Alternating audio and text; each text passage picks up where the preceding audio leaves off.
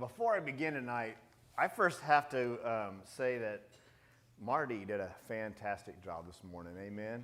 And that was just beautiful. I really appreciate those words, Marty.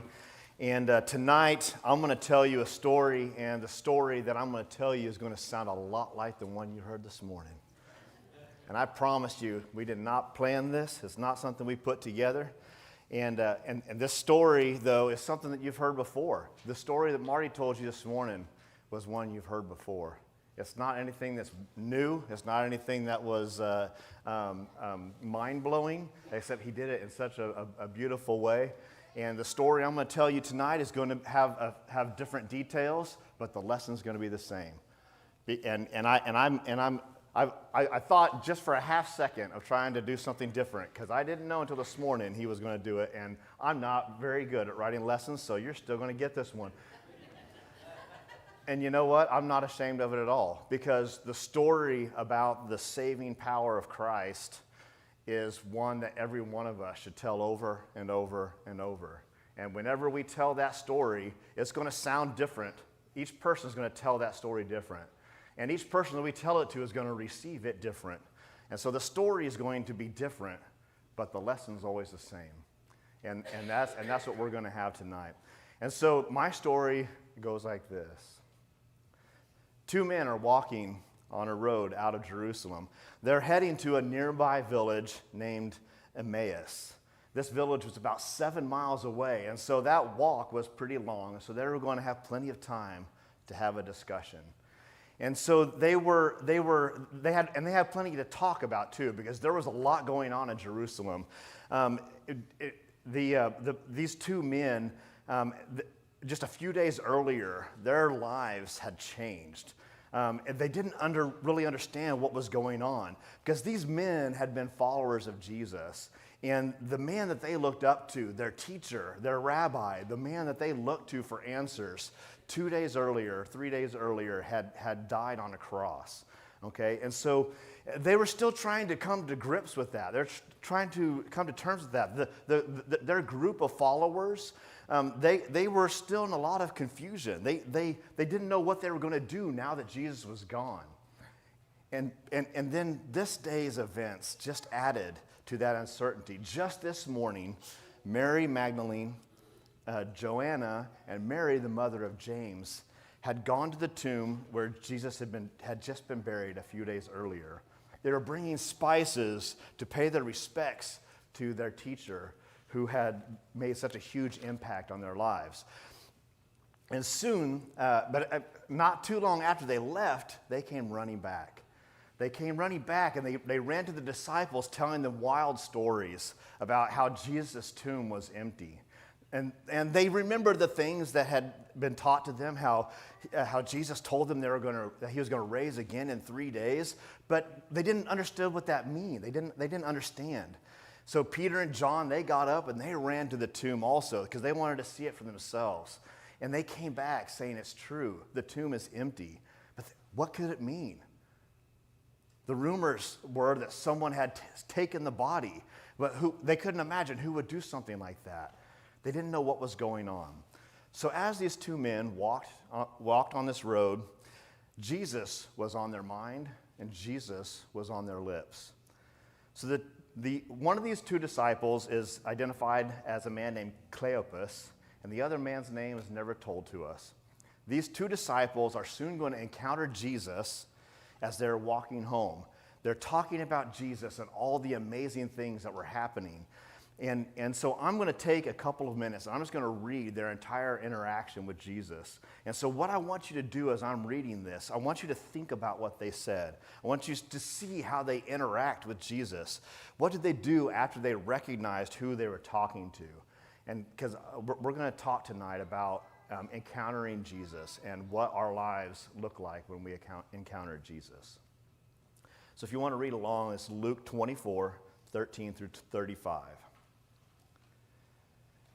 That very day, two of them were going to a village named Emmaus, about 7 miles from Jerusalem, and they were talking with each other about all these things that had happened. While they were talking and discussing together, Jesus himself drew near and went with them. But their eyes were kept from recognizing him. And they said to him, he said to them, "What is this conversation that you are holding with each other as you walk?" And they stood still, looking sad.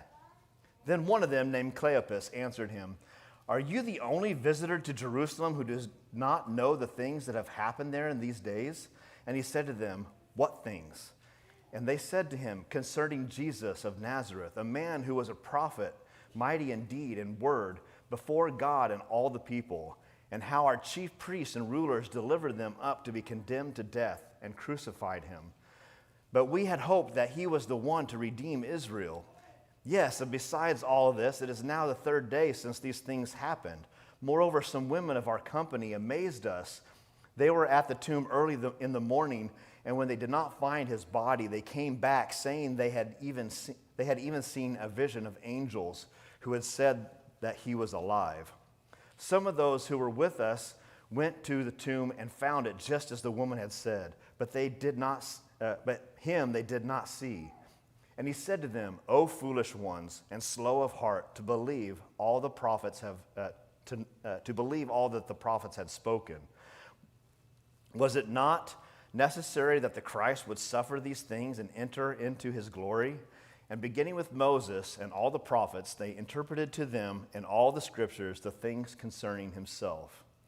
So they drew near to the village to which they were going. He acted as if they were going farther, but they urged him strongly, saying, "Stay with us, for it is toward evening, and the day is now far spent." So he went in to stay with them. When he was at the table with them, he took the bread and blessed and broke it and gave it to them. And their eyes were opened, and they recognized him, and he vanished from their sight. They said to each other, "Did not our hearts burn within us while he talked to us on the road, while he opened to us the scriptures?" And they rose that same hour and returned to Jerusalem. And they found the 11 and those who were with him gathered together, saying, "The Lord has risen indeed and has appeared to Simon." Then they told what had happened on the road and how he was known to them in the breaking of the bread. Now, my first thought when I read this story is that I would be afraid if this was me. Because if this were to happen to me, there was a good chance that I would stick my foot in my mouth, right? If I were talking to Jesus and didn't know it was him, well, let's just say I hope I was on my best behavior, right? I hope I wouldn't say anything dumb. But really what I'm thinking about that when I see this is that there are a lot of parallels between what I see here and between these men and their encounter with Jesus and what happens when we encounter Jesus. Do you remember when you were first introduced to Jesus? Some of you were raised knowing who Jesus was. Some of you, it was later on in life when you learned about who Jesus was. But all of us have a time when we were introduced to him, and from then on, the words continued to be repeated to us and told to us. But what I want to focus on is your initial introduction to Jesus. And so I know that the reason why Luke recorded this narrative had a specific purpose. This is one of the numerous interactions that Jesus had with people after his resurrection. This is one of the pieces of evidence that compiled together to prove that Jesus really is alive. And so what I'm getting ready to talk to you tonight about is not directly from the text, but it's what I see when I look at the text and interacting with Jesus. Because these parallels, I think, can help us to understand how we interact with people as we're trying to introduce Jesus to them. And so it's an amazing gift when we get to encounter Jesus, and we should appreciate that. And so I'm going to pull some things from the text here and see if we can't learn something about encountering Jesus. So these two disciples, they're walking down the road, and they're talking about Jesus. And that's very important, because Jesus was on their lips. Even though they didn't really understand all the things that were happening, they had heard his teachings, they had heard what he said, but they didn't fully grasp what he was saying, right? And so they didn't have all the answers, but they were talking about him. He was part of their conversation. And so the name of Jesus was what they were focusing on, and their conversation attracted Jesus himself.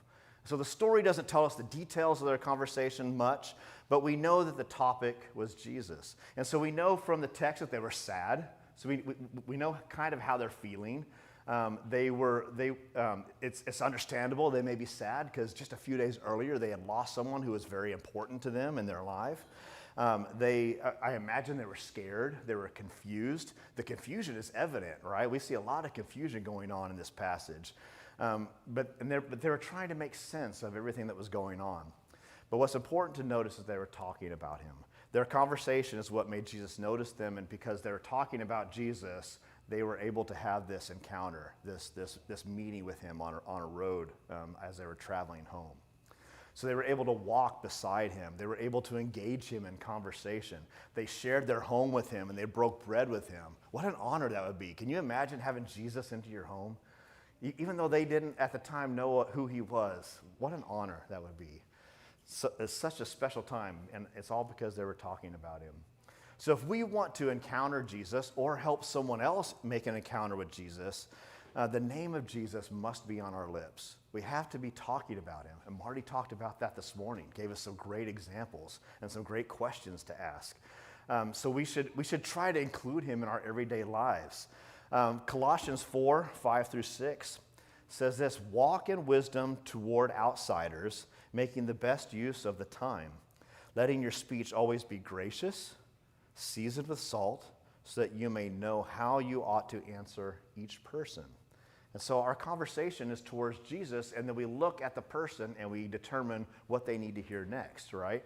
And so that's what happens when we talk about Jesus. When we hear people talking, when people hear us talking about Jesus, they know where we stand. They know who we are. If they're looking for someone who knows Jesus, they know to look for you because you've been talking about him. He's a part of your everyday conversation. People will start to be curious about what you're talking about. And so my question to you is, do you talk about Jesus? Do you bring him up in conversation? Is his name on your lips? This week I want to challenge you to include Jesus in your conversations, to use Marty's 10 questions. They were fantastic. Or use one of your own. Use them to start a conversation. Get those conversations going. Make Jesus a part of who you're talking about. Just find a way to use his name. Just mention it and see what effect the attitudes are of the people around you and how they change when you're talking about Jesus.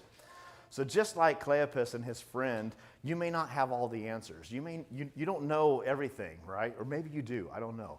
But you may not have a complete understanding, but you do have the knowledge that you need. You have the knowledge that he wants everyone that you come in contact with to know his name and to know who he is. And so you have a gift to give. You have a secret to share. You have something to offer, and that is and so that is what should always be on our lips, that conversation. All right, so that's the first thing I pulled out of this. The second thing is I think we should not be surprised when people don't know him, okay? So after Jesus asked about what they were talking about, Cleopas and his travel buddy, they're surprised that the man standing before them on this road was not aware of what was going on in Jerusalem. Said, how could you not know? It's all anyone could talk about, right? And so for those of us who have grown up in the church, it's sometimes hard for us to understand that some people don't have the background that we do, right? And so in our text, Jesus wasn't asking this question because he didn't know, right? He wasn't asking them, what are you talking about? What are these things? Because he really didn't know. Because the truth is, he knew more about it than they did, right? Why did he ask him these things? Why did he ask him about it? Because he wanted to start that conversation. So Jesus was asking this conversation, or asking those questions, starting that conversation, so that so he can lead them to something that was grand. They were going to make a grand discovery at the end of the story, But what I saw in this is that these men at this time think that Jesus is clueless. They think he doesn't know what's going on, right? And we get a sense of that surprise, right? And we see how that surprise kind of affects what they say and how they interact with Jesus. They say, "Are you the only visitor to Jerusalem who doesn't know the things that are here these days?" Let me tell you, if we're going to introduce somebody to Christ, that's not the way to do it, okay? Making them feel like they don't know anything is not the way to entice them to want to learn more, right? And so we shouldn't allow it to surprise us when somebody doesn't know something about that you know, because you have knowledge that they don't have, okay? And so so if we react in a way that makes them feel uncomfortable, then they may decide that church is not the place for them, right? I was a youth minister for 24 years, and I've seen it happen so many times, right? A teen will invite a friend to church, and they won't have a very good experience. That people won't talk to them, or they may feel uncomfortable in some way, and so they walk away from that experience feeling that God doesn't want them around, and that's sad. If you get someone in the doors and they walk away feeling that God doesn't want them around, they're in a worse place now than they were before. And so we need to take advantage of every opportunity we have when somebody walks through the door to make them feel welcome and make them feel a part, right? And so when we bring someone into worship for the first time, it can be a very confusing experience. They don't know what we know. They don't know the stories. They don't know when to stand up, sit down. They don't know the songs, right? So they don't understand what we're saying. The words we use are unfamiliar to them. And so everything in worship looks strange and new, right? That's not a bad thing. It just means that they need some education. They need to learn. They just haven't been exposed to the same things that we've been exposed to. They haven't experienced the things that we've experienced. So we need to keep that in mind, that they're just learning, and we need to remember to continue to build them up and to educate them and to talk through the things. Tell them what the Lord's Supper is all about. You know, if you're talking during the Lord's Supper because you're explaining to them, that's fine. You can do that. Okay. I give you permission, okay, because they need to know what's going on. I learned this lesson early on because when I first started teaching Bible classes, I said a lot of things like this. Well, we all have heard the story of David and Goliath. But you know, the truth is, not everybody has heard the story of David and Goliath. And so when I said things like that, it made people feel like they were dumb, like they should know something that they don't. And the truth is, if they had never been to a Bible class before, there's no reason why they should know that. And so we always need to keep that in mind. So when we're talking to people about Christ, don't assume that they know what you know. You have to ask questions, right? Ask those questions that Marty, get to know them, get to know their background, get to know where they're coming from, and get to know their past experiences. And so when you learn where they're coming from, when you know what their past is, what you've done is you've created a foundation. You've built something that you can build. You've established something that you can build on, that you can progress from. So then you can build it to a point where you can introduce them to Jesus. That's what Philip did with the Ethiopian, right? What did he do when he was told to go and teach this Ethiopian? Acts 8:29 through 31. And the Spirit said to Philip, "Go over and join this chariot."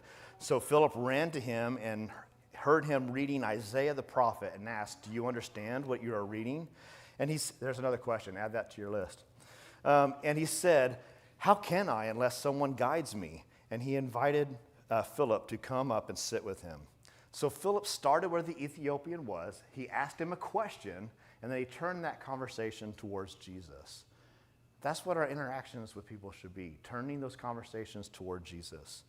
The scriptures were made for people to understand, but it's so much easier when you have someone to explain it to you, when you have someone to guide you through it. And that's what Philip did. Philip saw that he was reading from Isaiah, so Philip started teaching him on Isaiah. He explained that the passage the Ethiopian was reading helped him to understand that passage, and then from that brought him all the way through and pointed to how that pointed towards Christ. And so he talked about the saving power of Christ, and he talked about baptism. And how do we know he talked about baptism? Because when the Ethiopian saw water, he stopped the chariot, he got off that chariot, and he said, look, there's water. Why shouldn't I not be baptized? So that's how we know what Philip was teaching. And so Philip started where his student was. He used what he already knew, and he used that to lead him towards Jesus. And so people will be willing to obey the gospel if only they knew about it. And so there's so many people who are looking for the answers, and it's our job to help them to find that answer, to help them to see that Jesus is that answer. All right, so that's the second thing I saw. The next thing I see in this is that Jesus expects us to understand and believe, right? So in our text today, it's the disciples who didn't understand, right? The reality was, right? Jesus was telling them, hey, tell me about it. But in reality, it was the disciples who didn't know they really didn't understand what was going on. They were confused by it all. So they were able to identify that Jesus was a prophet. They were able to tell him that this man worked mighty deeds and that he had powerful words. But it was so much more than that. Jesus was so much more than that.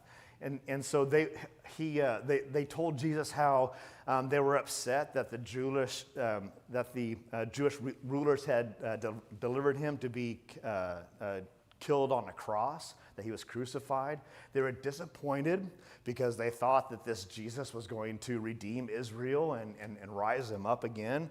But they didn't understand what that meant. They misunderstood what Jesus was teaching them. And so they knew that it was the third day after his death. So they know things, right? They knew it was the third day. They knew that the tomb was empty, but they didn't understand the great significance that had in their lives. They were on the crossroads of the greatest weekend of our lives, and they didn't see it. They didn't recognize it. They had all the information they needed, and Jesus says they should have been able to see, and they should have been able to make the correct determination about what this all meant. Jesus admonishes them for not understanding. He tells them that if they would have listened to the prophets, it would have been clear that the Son of Man needed to suffer, and they should have no need to be surprised, right? So Jesus sat down with them, and he showed them all these things. He showed it how it happened. He showed it how everything that had happened were things that were foretold. That it didn't happen on accident. It was planned out. It was a purposeful plan, and that everything was going according to plan. So Jesus' death was not a defeat. Jesus' death was a victory, and it was just exactly how God planned it. So in the same way, God expects us to be able to look at the scriptures and to be able to understand and know what his will for us is in our lives, right? And he expects us to be able to share that with other people. He's given us everything we need. He's given us all the answers, and he expects us to know how to answer those people, because the answers are all there. And so we should follow Paul's instructions to Timothy, 2 Timothy 2:15. You remember this? It says, do your best to present yourself to God as one approved. That's like the ambassador we talked about this morning. One approved, a worker who has no need to be ashamed, rightly handling the word of truth. So God gave you the knowledge through his word, and the knowledge approves you as a spokesman for God, right? You're an ambassador. I love that. I love that. That's one of my favorite verses, because I love that thought, that idea that we're an ambassador and a one who speaks on behalf of God. So you do not need to be ashamed of that. You need to cherish the thought that you have been authorized and you've been given authority to speak for him and speak on his behalf. So, but with authority comes what? Great authority comes, Spider-Man friends, great responsibility, right? Okay, you must take his words and work to recognize what they mean. He has given you all the tools you need, and he has given you the abilities you need, and he has given you everything you need to be able to understand. And so it's our job to take those words, take them in, and rightly handle them, and share them with others. All right, so I saw that in there. Here's another thing I saw. So after Jesus showed these men that the truth, or I'm sorry, back up. So after he showed them what they were talking about, and he walked through the truth with them, they continued walking, and they get to their village, they get to their house, and Jesus is pretending like he's going to walk on, right? And what do the men do? They said, "No, it's too late. We want you to come inside." They invited him in, and that's something that's big, right? That's a big deal when you being able to invite Jesus into your life. Okay, these men didn't recognize him; they didn't know who he was at the time, but they were still willing to invite him in, and so because they invited him in, they were honored and received a great revelation. Jesus was alive, and he was going to reveal that to him, right? So this is great news. Jesus is alive, guys. You happy about that? That's a good thing, right? So as Jesus was breaking bread, sitting at their table, the eyes of the disciples were opened, and they realized that this man was the very one that they had been following. They recognized him. They realized that this man was the very man they were talking about earlier on the road. They recognized who he was, that he truly was alive. They saw him right there. They're eyewitnesses to his resurrection. And it was only revealed to them after they had invited him into their house. So let me ask you, how do we invite Jesus into our lives? Where do we do that? Right? It's through the scriptures, right? By studying the Word of God. So Jesus makes a revelation to us also, right? That he revealed to these men that he was alive, and he reveals to us what? The truth of who he is, right? So we get a revelation of him because we invite him in and we study his word. So we need to learn the value of Jesus' words like Mary did. Mary and Martha, Luke 10, 38 through 42.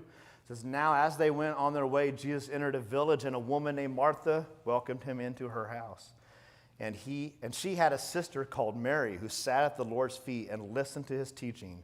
But Martha was distracted with much serving, and she went up to him and said, 'Lord, do you not care that my sister has left me to serve alone?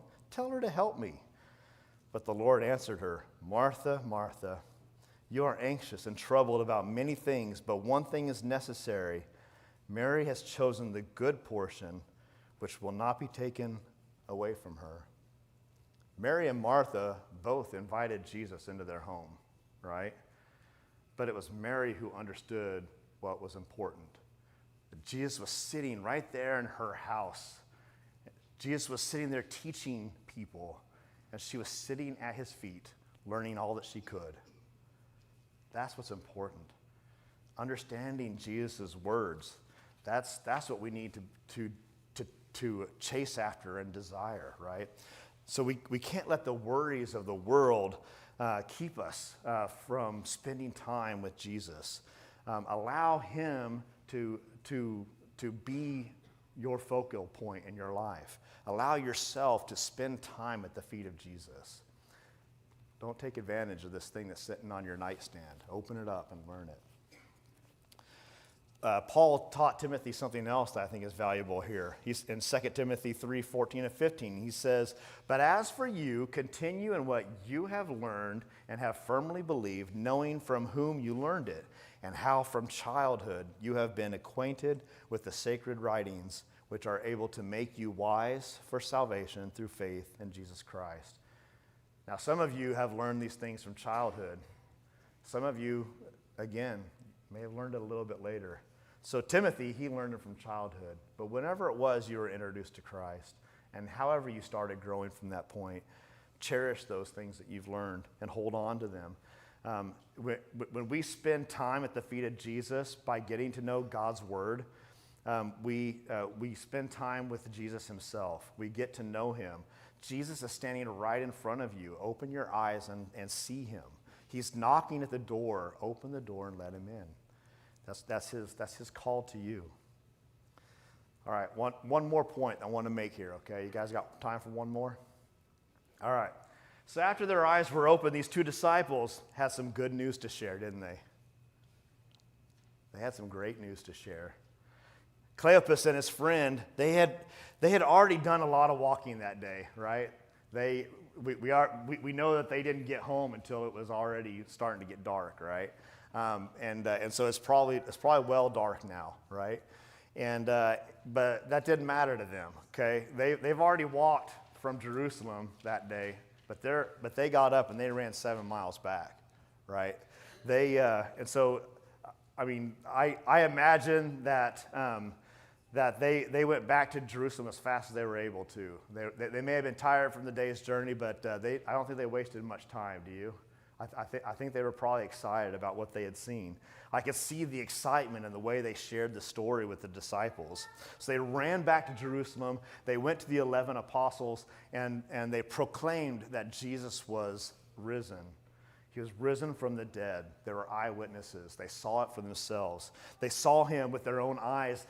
They saw Jesus sitting at their table. He's alive. Every one of you have some good news to share, don't you? Every one of you are witnesses to the resurrection of Christ. You've seen it. Those of us who have been baptized, we've participated in that death, burial, and resurrection of Christ. He's called us to be a part of his death, his burial, and his resurrection. He shares that with us. And that's exciting. That's good news. That's news that we should want to share with the entire world. Mark 16:15-16. And he said to them, "Go into all the world and proclaim the gospel to the whole creation. Whoever believes and is baptized will be saved, and whoever does not believe will be condemned." The knowledge that we've been given is of Christ and him crucified, right? And that's what Paul said that he was going to preach, Christ and him crucified. And so that's that. We've been given a task to take this knowledge to the entire world. So at least take this knowledge to the world around you, right? Do that at the very least. Have him on your lips. Have him as a part of your discussion.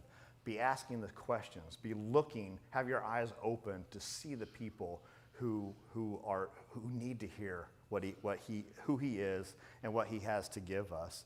So Cleopas and his friend, they were walking home and they were talking about Jesus. They may not have understood all the things that Jesus, or all of Jesus' words, but they had one thing going for them. They believed in him and they believed in who he was. So it didn't matter that they didn't have all the answers. They still had an encounter with the resurrected Christ. And that is an amazing gift. They met him, they talked with him, they broke bread with him, all because they believed in who he was. And we can have that same encounter, right? Mark tells us that if we just believe and are baptized, we will be saved. We have salvation that is given to us. And then we know that when glory comes, that we will see his face. We will see him. I want to be there that day. I want to see that. So the water of baptism brings us in communion with the resurrected Christ in the same way that these men were. We are buried with him. We're raised to a new life, and that's some great news. So if you have believed that Jesus is the Son of God, and you have not yet been baptized, take a part of this awesome gift. You've been given a gift. You have the knowledge. You have all the keys that you need to be able to take part in this, to be a part of this kingdom. And so if you haven't done that yet, tonight's a good night to do that. If you have been baptized and you haven't had Jesus on your lips enough, and you want someone to encourage you and to put their arm around you and say, man, we've all been there, but you can keep doing it.